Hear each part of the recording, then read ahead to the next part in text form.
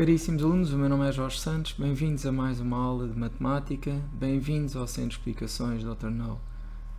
Hoje o tema irá ser limites, será 12º ano e não só limites, mas também vamos abordar a continuidade e teoremas que fazem parte do programa 12º ano relacionados com a continuidade. Achei por bem começar o exercício com o limite de enquadramento com base no exercício que aparece no Mato 12, portanto, o exercício 18 do Mato 12 da página 16. Então pedem para nós calcularmos um limite quando x tende para mais infinito de x menos seno de x, x mais seno de x. Portanto, acho que é interessante vermos esta situação e começaremos a fazer o enquadramento através do seno de x, que está entre menos 1 e 1, logo menos seno de x também estará entre menos 1 e 1, e agora vamos adicionar x, ok, aos três membros, portanto isto é o meu numerador. Agora vamos tratar em separado o denominador, portanto, e vamos tratar em separado, portanto, a parte de baixo, portanto, seno de x está entre menos 1 e 1, o x mais seno de x há de estar entre x menos 1 e x mais 1, somamos x a todos, isto é o denominador, o que nos permite então agora fazer o seguinte enquadramento, e temos de ter muito cuidado com isto. Porquê? Porque vamos, ao fazer o enquadramento, nós vamos pôr, eu vou pôr a amarelo, portanto, o maior, ok? Isto é o maior, e a laranja é o mais pequeno, ok? É o mais pequeno. Portanto, em relação ao numerador, não há qualquer dúvida nenhuma. Em relação ao numerador, o maior fica à direita, o menor fica à esquerda. Ok? Mas quando eu falar no denominador, é exatamente o contrário. Eu vou tirar aqui a minha imagem. Ok? É o contrário. Portanto, aqui, como este é o maior, nós vamos colocá-lo do lado esquerdo. Ok? E o maior vamos colocar do lado, portanto, o maior colocamos do lado esquerdo e o mais pequeno vai para o lado direito. Ok? E assim conseguimos então fazer um enquadramento desta função.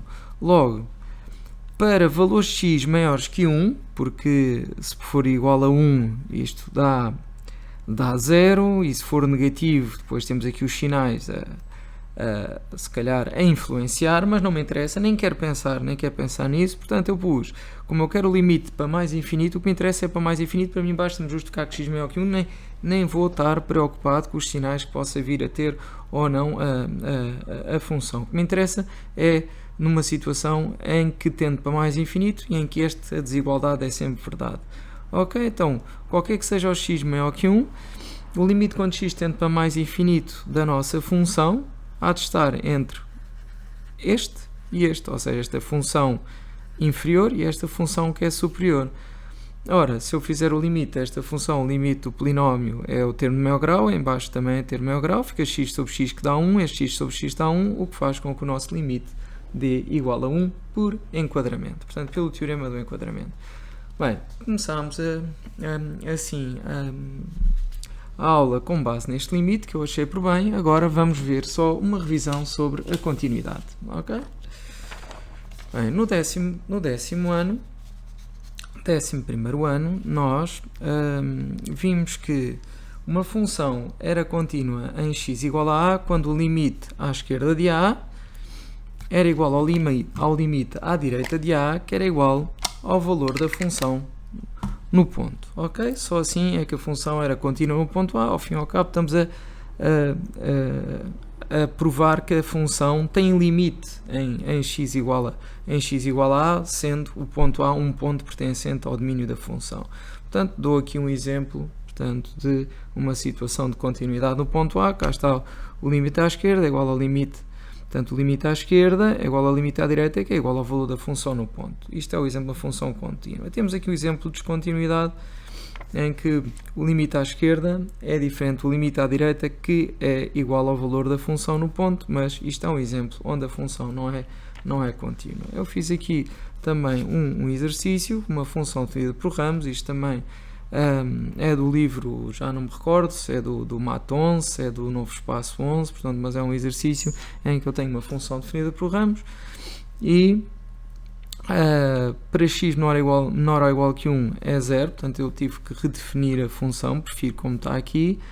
Para x menor ou igual que 1 a função é 0, entre 1 aberto e 2 fechado ele é x menos 1 sobre raiz de x menos 1 e para x maior que 2 já é dado por esta reta que aqui está. Ora, eu vou então mostrar que h de x é contínuo no x igual a 1, portanto em x igual a 1, portanto eu vou fazer o limite quando h de x tende para 1 menos, e o menos é dado por este intervalo que está aqui, que por sua vez é igual ao h de 1, que é 0, sim senhor. Então agora vamos fazer o limite quando x tende para 1 mais, ok, do h de x, que já é dado pelo ramo direita.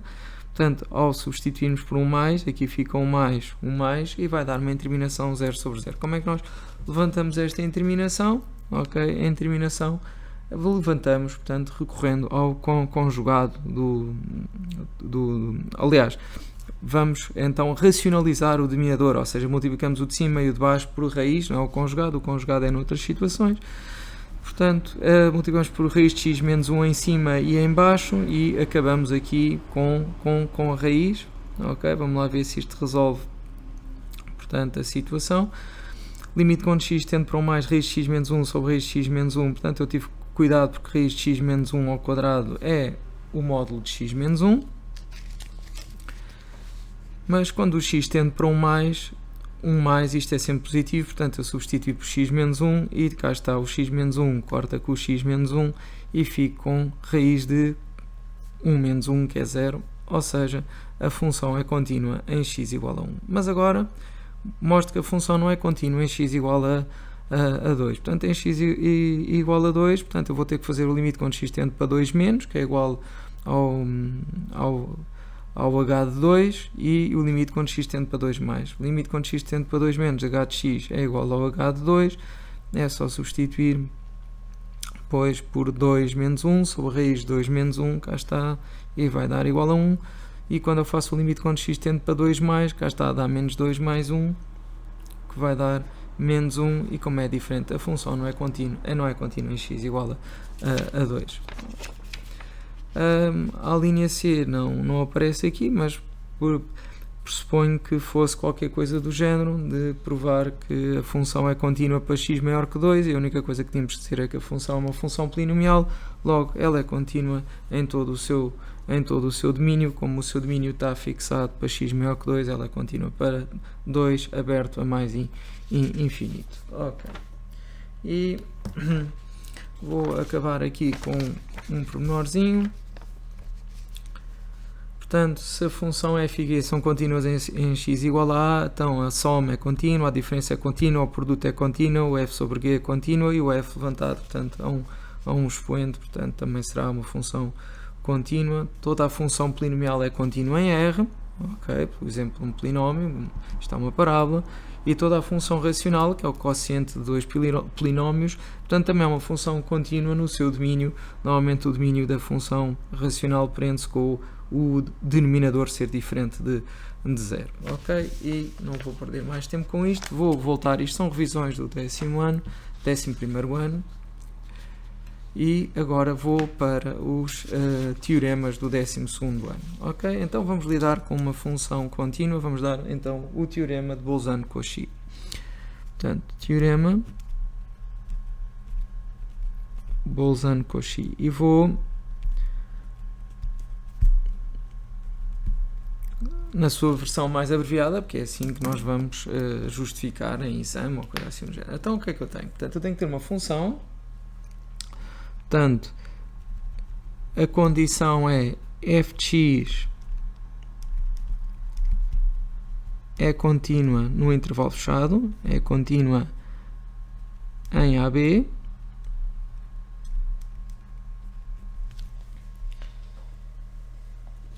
e se tivermos um f de A menor que um k menor que f de B, ou ao contrário, ou f de B menor que K menor que f de A. Se isto acontecer,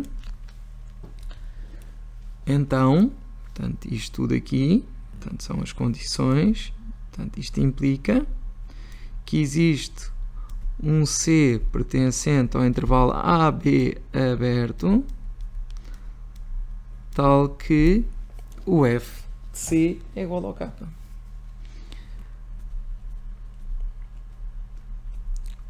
Vamos lá ver se percebemos em termos mais práticos.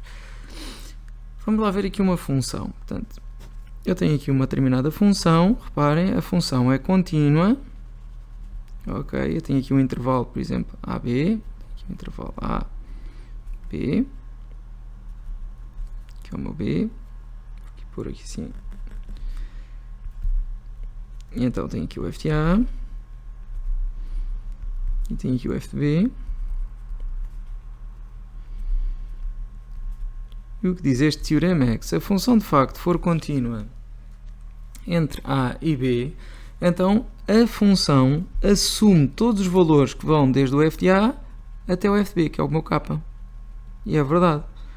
A função vai assumir todos os valores. Portanto, há de haver um C pertencente ao intervalo AB, tal que o f de x igual a K. Portanto, o que isto significa é que se uma função for contínua entre A e B, assume todos os valores entre f de A e f de B, ou então, se ela for decrescente, entre f de B e f de A. Portanto, eu agora vou fazer aqui uma função, mas vou fazer ela brincar, vou brincar um bocadinho com ela. Portanto, ela é uma função que faz isto, assim, qualquer coisa assim do género. Ok, vem para baixo, de tal forma que nós temos aqui o nosso, aqui é o A. Portanto, vamos pôr o f de A agora maior que o f de B. Portanto, aqui é o A e aqui é o B. Este será o meu f de A. Este aqui é o f de B. Portanto, estamos na situação agora de baixo. Tanto faz. Ok. Aqui há de ser o f de B. Pronto, o que é que nos garante o teorema de Bolzano-Cauchy? É que de facto estão aqui os valores. É que a função vai assumir todos os valores, desde o f de B até o f de A. Assume todos estes valores, todos.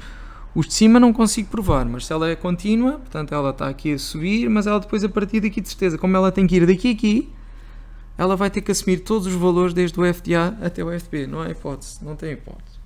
Ok? Portanto, isto é importante, nomeadamente em um determinado tipo de funções. Imagine que poderá ser mais ou menos complicado calcular os zeros da função, mas conseguimos provar que pelo menos ela tem um zero, por exemplo. Justifique que f de x igual a... Agora, vamos ver aqui uma função. 6x à quinta, 6x à quinta, menos x ao quadrado, menos 2, tem um zero, tem pelo menos um zero,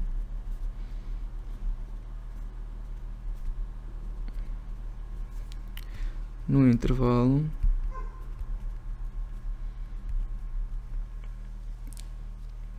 0,2, por exemplo, 0,2, 0,1, por exemplo, no intervalo 0,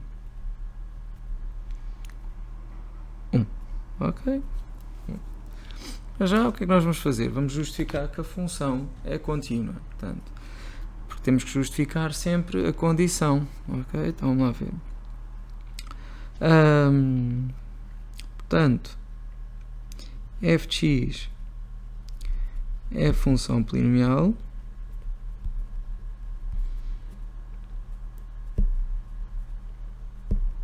Logo é contínua no intervalo com fechado. Logo é contínua em 0,1. Ok? Muito bem, vamos calcular então o f de 0, que dá 6 vezes 0 à quinta menos 0 ao quadrado menos 2. Isto vai dar menos 2, que é menor que 0. Okay.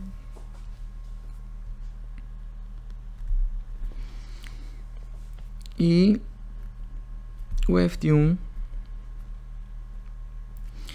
é igual a 6 vezes 1 à quinta menos 1 ao quadrado menos 2, vamos lá ver, isto dá 6, menos 1 menos 2 é igual a 3, que é maior que 0. Então, eu não sei onde é que é o zero da função, mas eu sei que existe um c pertencente ao intervalo 0, 1, e o intervalo é aberto. Porquê? Porque ele em 0 é menos 2 e em 1 é 3, portanto ele não tem valor 0. Existe um c pertencente ao intervalo aberto 0, 1, tal que f de c igual a 0. Ou seja, isto dá origem a um chamado corolário. Ok, é o corolário do teorema. Corolário. E o corolário diz-nos a mesma coisa, portanto tem as bases do teorema em si, ou seja, f de x é contínua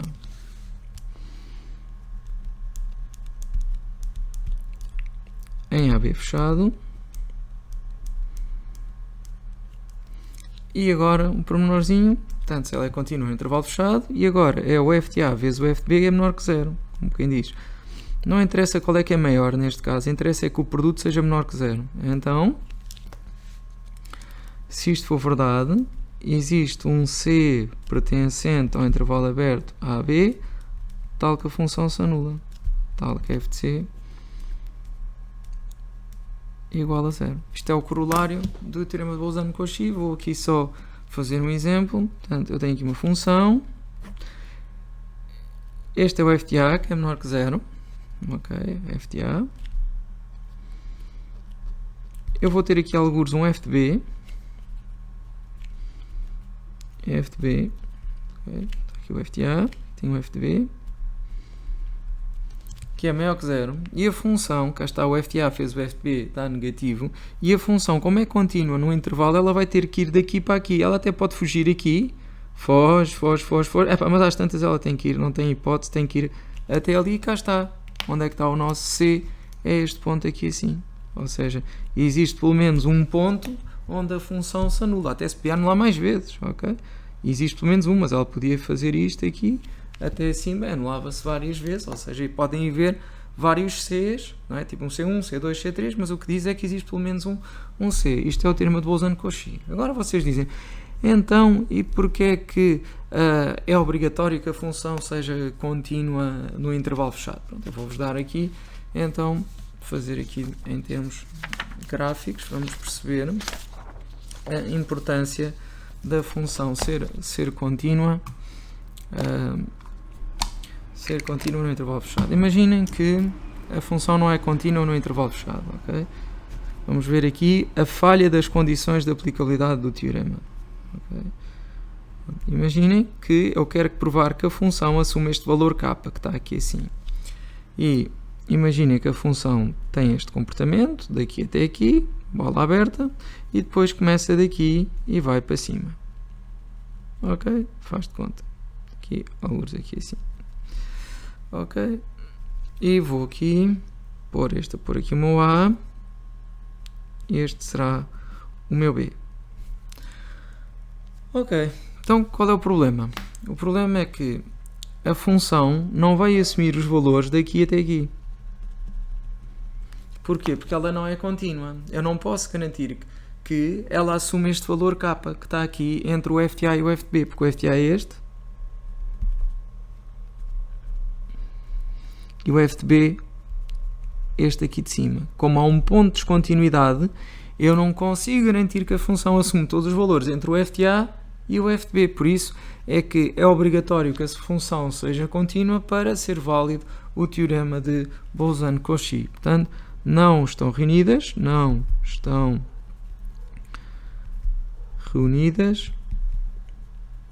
as condições de aplicabilidade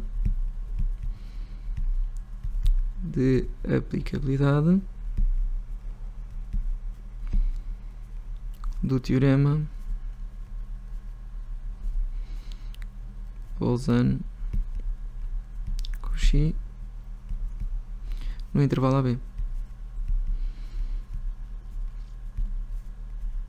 Porque temos falha da continuidade, falha na continuidade. Ok? Cuidado com isto. Muito bem. O outro teorema que é dado é o teorema também de um senhor que é o Weierstrass. Ok? Vamos ver então o nosso amigo Weierstrass, o teorema dele.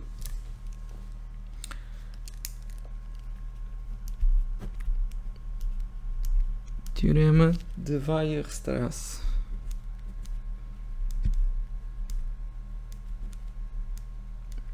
Portanto, são tudo teoremas que têm a ver com a continuidade. Então este teorema vai exigir também que a função seja contínua no intervalo fechado AB.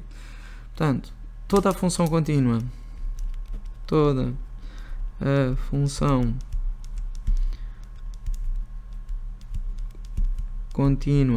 em AB fechado é a mesma coisa, também é como o outro, AB fechado, tem máximo e mínimo intervalo,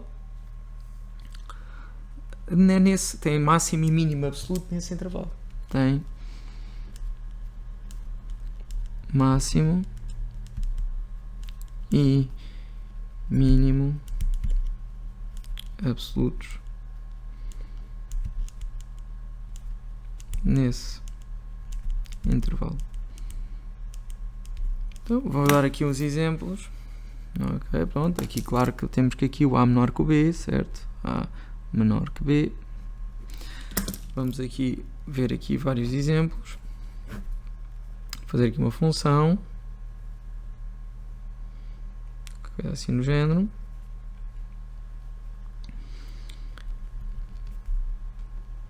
E de facto, esta função, como é contínua desde o ponto A até o ponto B, ela vai ter o máximo e o mínimo absoluto no intervalo que eu vou pôr a verde. Olha, o mínimo absoluto por acaso é aqui, ela é atingida aqui, o mínimo absoluto, e o máximo absoluto é atingido aqui em cima. Ok? Vamos pôr aqui outro exemplo. Uma função que seja sempre crescente. Ok, cá está. Faz conta que este é o A, este é o B, e cá temos o máximo e o mínimo absoluto, está aqui assim. Temos aqui o mínimo absoluto e aqui o máximo absoluto. Por sua vez, outro exemplo. Vamos pôr aqui a função a ter maiores valores que este. Coisa assim do género, para que o A e o B não sejam os máximos e os mínimos, ou os maximizantes e os minimizantes. Pronto, temos aqui um exemplo, a função contínua no intervalo AB, e temos aqui o máximo e aqui o mínimo absoluto no intervalo. Ok? Muito bem. Agora uma situação que pode parecer mais estranha, mas é a situação do AB constante. Ok? Portanto, é a situação pior, faz de conta que é da A até B. Ok? Portanto, é constante. Portanto, a função é contínua no intervalo. Portanto, e neste caso temos o máximo igual ao mínimo absoluto. Pronto, é a situação mais estranha do teorema. Será este? Está aqui sim. Portanto, será uma situação de exceção em que o mínimo é igual ao máximo, mas isto verifica-se. Vamos então pôr aqui uma situação em que eu tenha em que não se possa aplicar o teorema. Vou tentar aqui expor aqui uma situação. Imaginem esta aqui. Ok, cá está. A continuidade da função é em intervalo aberto, como vocês veem. E como a continuidade é em intervalo aberto, a função não tem máximo nem mínimo neste intervalo. É um exemplo de falha nas condições da aplicabilidade do teorema. Portanto, falha aqui. Vou tentar fazer aqui outra. Imaginem que eu tenho aqui a função a fazer isto. Ela vem cá acima, neste ponto tem uma bola aberta, desce, ok, e neste ponto, que é o ponto mais baixo de todos, tem uma bola aberta e depois sobe, ok. E então cá está. Eu não tenho máximo nem mínimo absoluto no intervalo porque eles eram atingidos exatamente neste ponto e neste. Portanto, isto são situações. Portanto, vou pôr aqui asterisco e aqui asterisco. E estas situações são situações onde não é válido, portanto, o teorema de Weierstrass, porque as condições de aplicabilidade falham. Portanto, não se pode aplicar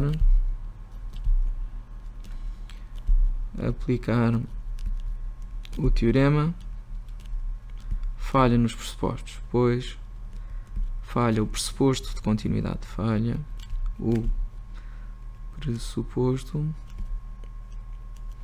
de continuidade.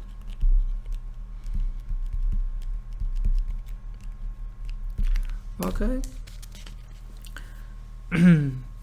Portanto, qualquer função polinomial, como é contínua no intervalo AB, tem máximo e mínimo no intervalo. Portanto, vou pôr só aqui uma nota.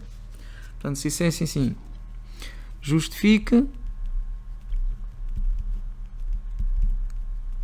que f de x igual a x ao quadrado, ok, tem máximo e mínimo absolutos no intervalo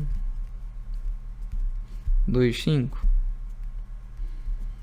Okay? Não interessa calcular o máximo e o mínimo, é só justificar que tem. Portanto, e a gente justificávamos como f de x é uma função polinomial, até uma parábola, uma função polinomial,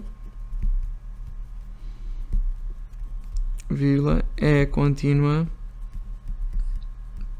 em R, logo contínua em 2, 5. Deste modo,